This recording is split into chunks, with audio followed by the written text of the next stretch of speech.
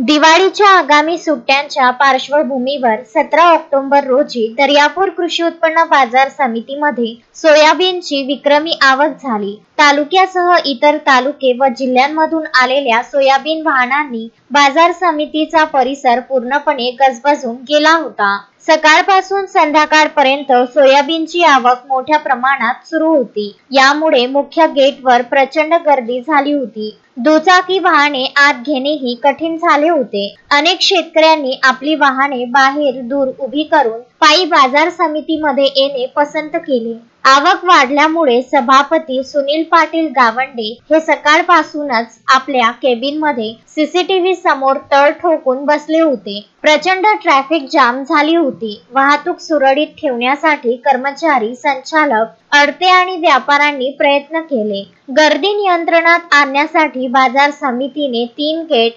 जावकसाठी आणि 1 गेट आवकसाठी सुरू ठेवले होते।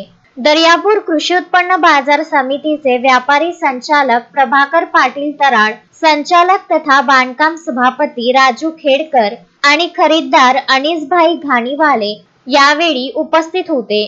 शेतकऱ्यांनी सुट्ट्यांपूर्वी आपला माल विक्रीसाठी आणल्याने ही अभूतपूर्व गर्दी झाल्याचे चित्र होते। गजानन देशमुख, विदर्भ न्यूज, दर्यापूर।